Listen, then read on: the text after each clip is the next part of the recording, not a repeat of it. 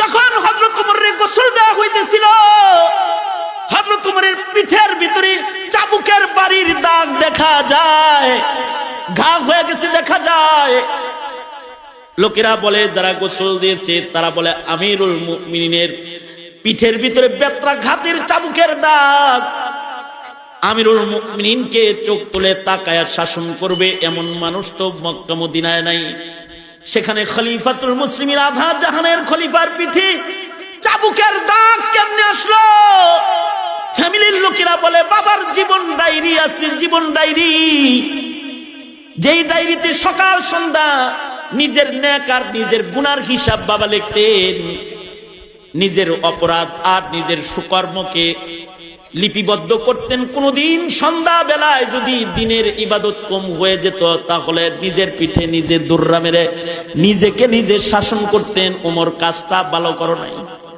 তেরে সিওয়া মাহবুব হাকিকি কোই নেহি হ্যায় কোই নেহি, तेरे सिवा मौजूद हकीकी कोई नहीं है कोई नहीं।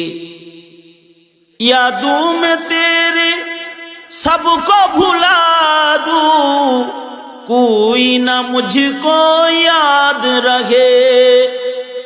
सब खुशियों को आग लगा दूं, खानाए दिल आबाद रहे। अब तू रहे बस तादमे आखिर, अब तू रहे बस तादमे आखिर। विरदे जुबा आए मेरे इलाह, ला इलाहा इल्लल्लाह, ला इलाहा इल्लल्लाह, ला इलाहा इल्लल्लाह मुहम्मदुर রাসূলুল্লাহ। তো আমি যে কথা বলতেছিলাম, এই উম্মতের শ্রেষ্ঠ মানুষ হলেন আবু বকর। আবু বকরের শ্রেষ্ঠত্বের মূল কারণ হলো তার তাকওয়াল্লাহ। এক লুকমা হারাম খানা পেটের ভিতরে হজম করতে দেয় নাই। এই উম্মতের সবচেয়ে মর্যাদার মানুষ আবু বকর হয়েছেন তার তাকওয়াল্লাহর কারণে। আবু বকরের পরে এই উম্মতের ভেতরে যার দাম তিনি হলেন হযরত ওমরে ফারুক রাদিয়াল্লাহু আনহু। ঠিক নবীজির কদমের কাছে দুইজন শুয়ে রয়েছে। এমনিতেই নবীজির কদমের কাছে তারা জায়গা পায় নাই। নবীজির কবরের পাশে, নবীর হুজরার ভেতরে তাদের কবর থাকার জায়গা। হাসরের মাঠে তারা নবীজির সাথে আল্লাহর আদালতে দাঁড়াবে। মূল ধন কি? কোন ধনের কারণে তাদের এত দাম? টাকার কারণে না, পয়সার কারণে না, সৌন্দর্যের কারণে না, তাদের আধিপত্যের কারণে না।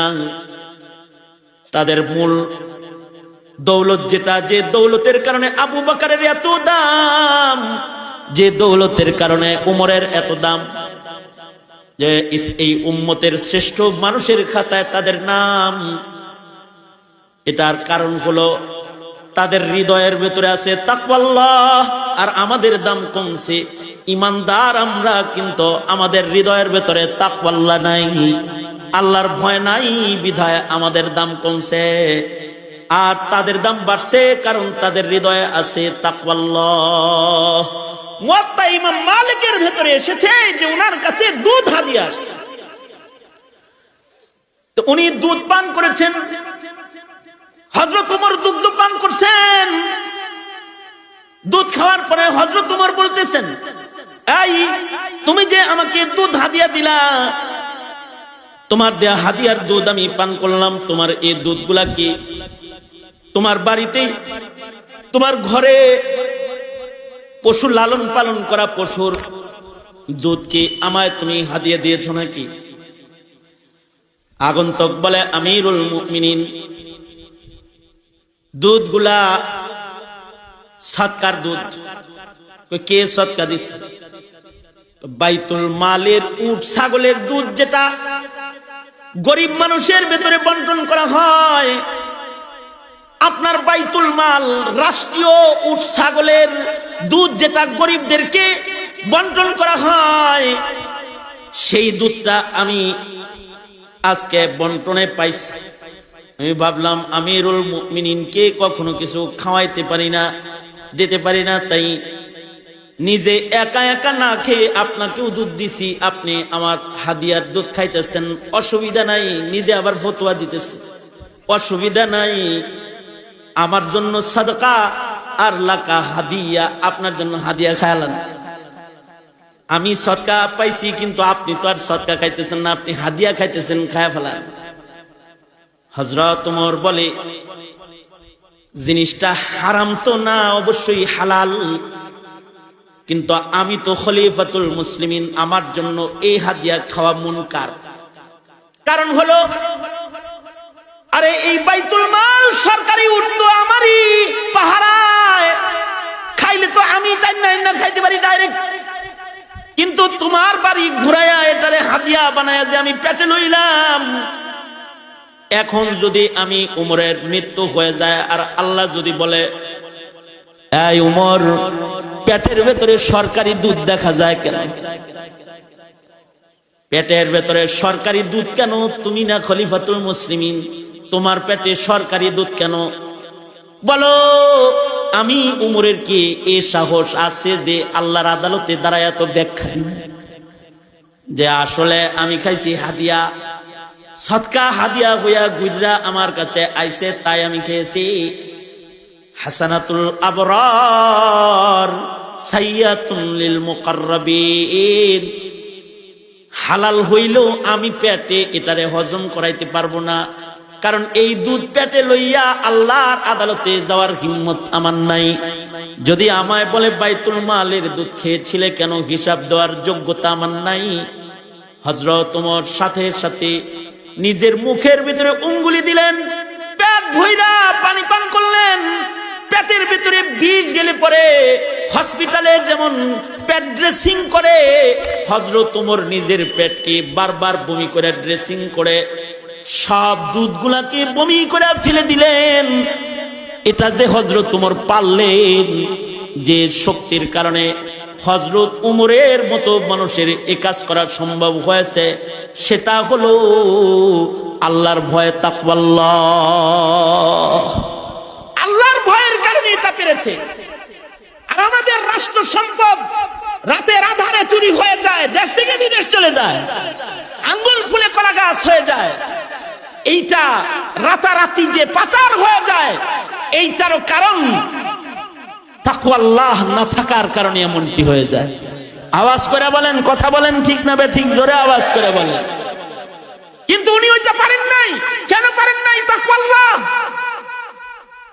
এ কারণে হযরত ওমরের একটা খাতা ছিল, হযরত ওমরের জীবন ডায়েরি ছিল, একটা জীবন ডায়েরি, যে ডায়েরির ভিতরে প্রতিদিন সকাল বেলায় হিসাব করতেন। আজ রাত্রে কয়টা নেকির কাম করছেন এটা লিখতেন, আর আজ রাত্রে কয়টা অপছন্দনীয় কাম হয়েছে সেটা লিখতেন। গুনাহ না, এই যে এরকম কাম অপছন্দনীয় কাম, আসলে তো গুনাহ না, কিন্তু এটা আল্লাহ পছন্দ করতে পারে। এরকম কাম রাতের বেলায় কয়টা হয়েছে এটা লিখতেন। আবার সন্ধ্যা বেলায় সারা দিনে কয়টা নেকির কাজ করেছেন এটা লিখতেন, কয়টা গুনার কাজ করেছেন এটা লিখতেন। আমরা কি সারা বছরের নেক আর গুনাহ কি হিসাব করি নাকি? আমাদের তো সারা বছরে কয়টা নেকির কাম করছি তার হিসাব নাই।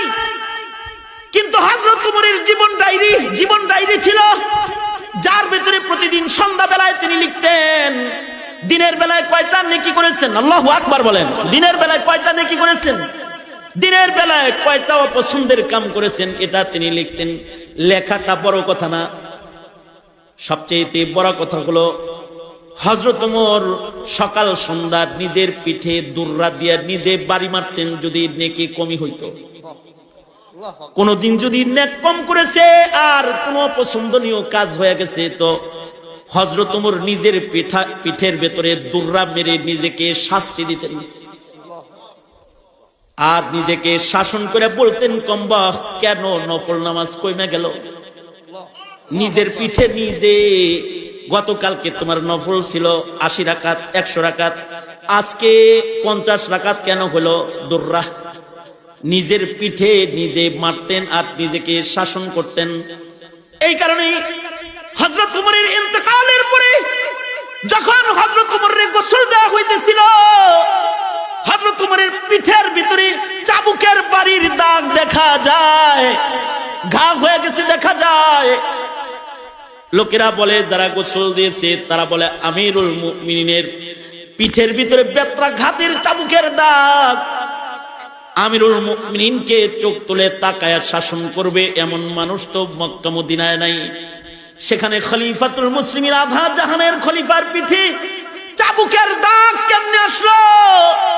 ফ্যামিলির লোকেরা বলে বাবার জীবন ডায়েরি আছে, জীবন ডায়েরি, যেই ডায়েরিতে সকাল সন্ধ্যা নিজের নেক আর নিজের গুনার হিসাব বাবা লিখতেন। নিজের অপরাধ আর নিজের সুকর্মকে লিপিবদ্ধ করতেন। কোনদিন সন্ধ্যা বেলায় যদি দিনের ইবাদত কম হয়ে যেত তাহলে নিজের পিঠে নিজে দুর্রা মেরে নিজেকে নিজে শাসন করতেন, ওমর কাজটা ভালো করো নাই। এইরকম হিসাব নিকাশের কারণে উমরের মাকাম হলো। হযরত উমর সম্পর্কে উমরের বক্তব্য, উমরের সম্পর্কে জিব্রাইলের বক্তব্য, জিব্রাইলের বক্তব্য। আল্লাহর রাসূল সাল্লাল্লাহু আলাইহি ওয়াসাল্লাম হযরত জিব্রাইলকে বলে, জিব্রাইল, আমার উমরের কোন গুণগানকে আপনি একটু বলতে পারেন না? হযরত জিব্রাইলের বক্তব্য হলো, আল্লাহর নবী, আমাকে যদি 950 বছর ভইরা নূহ নবীর হায়াত ভইরা যদি আমাকে 1000 বছর ব্যাপী যদি আপনার উমরের প্রশংসা বলতে বলা হয়, আপনার উমরের এত গুণ, এত গুণ আমি জিব্রাইল বর্ণনা করে শেষ করতে পারবো না। এই যে এত গুণ, এটা ওনার তাকওয়ার কারণে। উম্মুল মুমিনিন হযরত আয়েশা সিদ্দিকা রাদিয়াল্লাহু আনহা বলেন আল্লাহর রাসূলকে, ওগো আল্লাহর নবী, আকাশে কত তারা আছে, আকাশের তারকা গুইনা শেষ করা যাবে না। ওগো আল্লাহর নবী, আপনার উম্মতের ভিতরে এমন কেউ কি আছে যার নেকি গুইনা শেষ করা যাবে না? আকাশে কত তারা, এটা যেমন মানুষের গুনার সাধ্যের বাইরে। ওগো আল্লাহর নবী, আপনার উম্মতের ভিতরে এমন কোন মানুষ আসেনি যার নেকি গুনাহ ফিরিস্তাদের সাধ্যের বাইরে? এই ফিরিস্তারা তার নেক গুনাহ শেষ করতে পারবে না, এমন কেউ কি আছে? হযরত উম্মুল মুমিনিন আয়েশা মনে মনে ভাবতেছেন, আমার বাবা আবু বকরের নাম তাই বুঝি আল্লাহর নবী এখন বলবেন। আল্লাহর রাসূল বললেন, হ্যাঁ আয়েশা, আমার উম্মতের ভেতরে এমন মানুষ আছে যার নেকি গুনাহ শেষ করা যাবে না। হযরত আয়েশা বলেন, তার নাম কি? আল্লাহর রাসূল বললেন, তার নাম হলো উমর। উমরের জীবনে এত নেক উমর কামাই করেছে যে উমরের নেকি গুনাহ ফিরিস্তারা শেষ করতে পারবে না।